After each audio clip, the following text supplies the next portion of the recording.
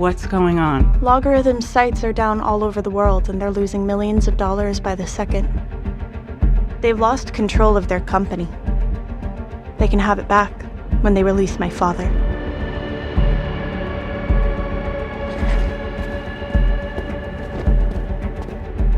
Maddie, what are you doing? Saving Dad. Dad? Maddie, we discussed... That is not Dad. You're wrong. You may not want to believe it, but I know he's alive. And I'm going to bring him home. How is she doing this? She's not. It's Lori Lowell. Is the trap in place? Yes, but the attack is coming from behind the firewall. We didn't anticipate her being able to gain access through our intranet. Can you capture her or not? I think so. Give me 5 or 6 minutes. Which is it? 5 or 6? 6.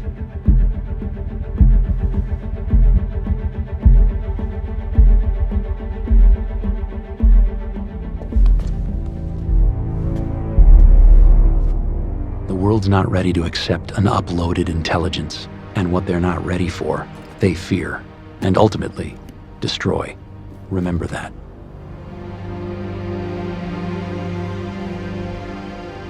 You'll have your company back when we're past the gate. Maddie! Take care of him.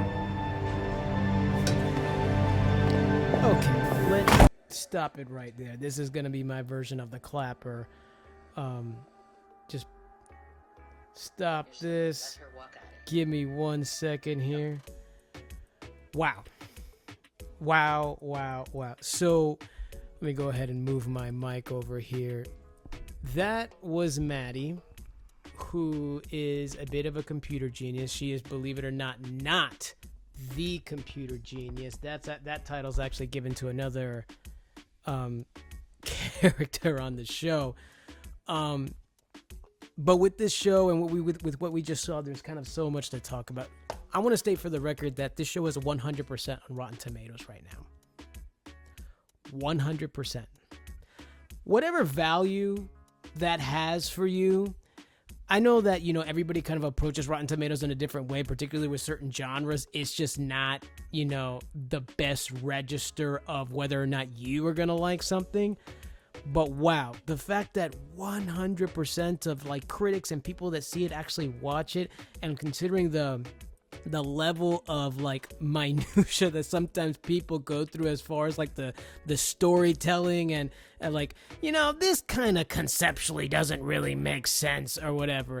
Considering all of that of what we have in this day and age, the fact that something is 100% is an accomplishment in and of itself. So yeah, as I mentioned, the straightforward matter of fact read that you definitely heard Maddie doing there was in the context of the scene in which she is literally going toe-to-toe with adults and a CEO, and it's literally coming from a child, and she's a genius and she's trying to save her father. And the music, oh, did that music bring some tension, right?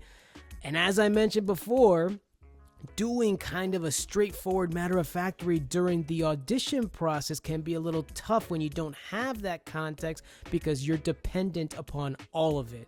Now, is that the case technically for any audition that you do? Sure, but I feel that since a straightforward matter of fact read is not our general day-to-day rhythm of our voice usually, unless you're a bit of a secluded hermit or whatever, but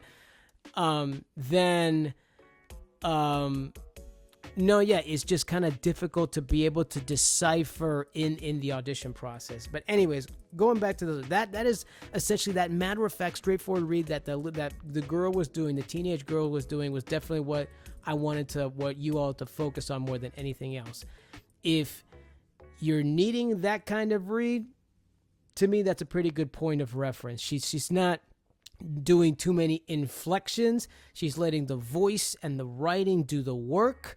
And as a result of letting the voice and the writing do the work and truly trusting the creative process of everybody else that's involved behind the scenes, when it comes to the music, when it comes to the tension, it's a home run. It's the whole scene in and of itself communicates exactly the message that it wants to communicate. No, yeah, I'm looking at some of my notes here. In many cases, kind of like a deadpan or little inflections, like small corrections. The weight of the words carries itself. With great writers, this type of performance can break through. No, yeah, all of that, simple but effective. Going on to kind of the big picture of this show. What happened in the second season of this show was kind of ended up being, I'm not going to call it a blessing. It seems that going into production of the second season, they knew that they were not going to get a third season. Whatever the numbers were telling them or whatever the executives were telling them, they seemed like they knew that they were not going to get a third season. And thus, in the last 2 episodes of the show, they gave a example, it felt like, a preview, it felt like, of what they would have done if they had more seasons of the show, what they would have further developed if they had more seasons of the show. It gets really like mind-blowing out there. It starts to essentially go in really into the idea of what the world would be like if we had uploaded intelligence, right? If like some of us decided that we were going to basically digitize ourselves and live in a virtual space, right? And it goes into the implications of what that means for both that space as well as the human experience out here in the real world, right? And it starts, one of the things, for example, that I just found fascinating was the fact that uploaded intelligence becomes the primary labor force, right? They are able to do the same job as humans, except for like using a fraction of their processing power. So basically, what we would consider right now our worst nightmare is, that AI is going to replace all of us.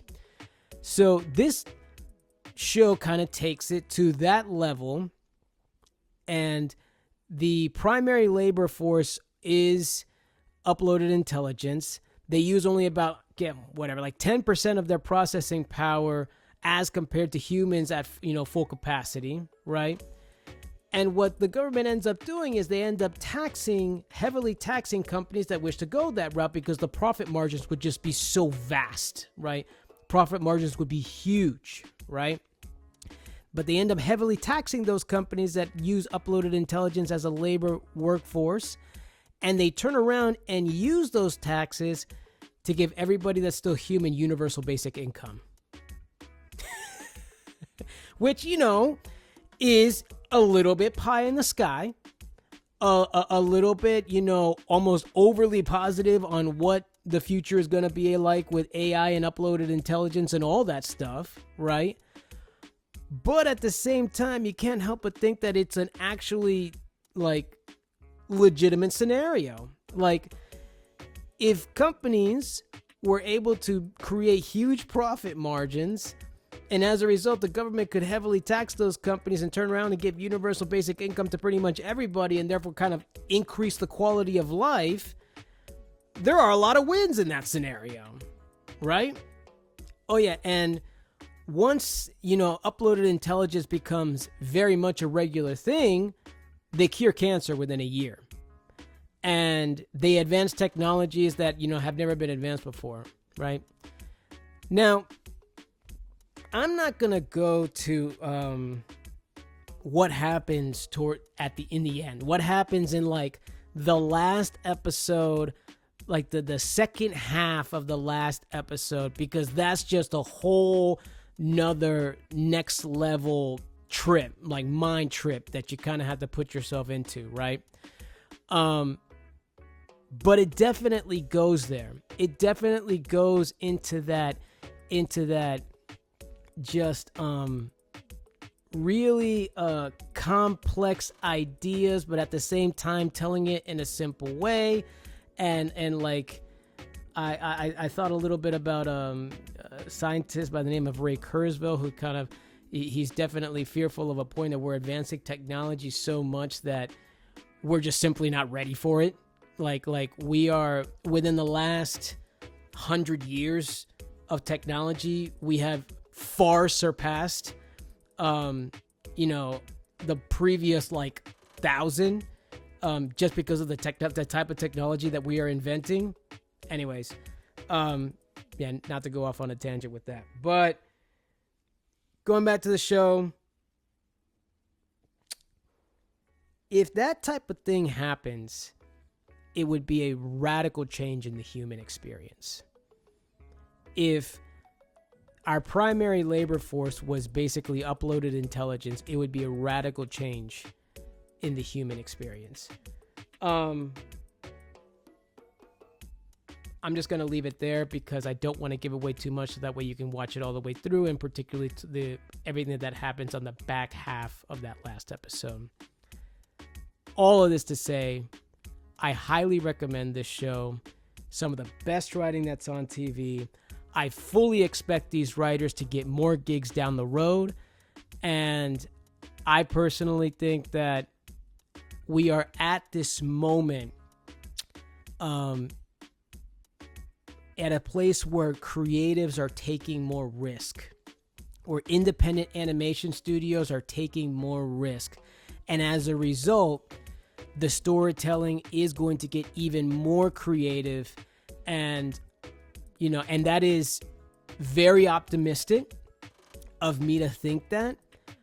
But I think that because there are now shows I feel that I am pointing to that I think once upon a time in the very recent past would not have gotten made, right?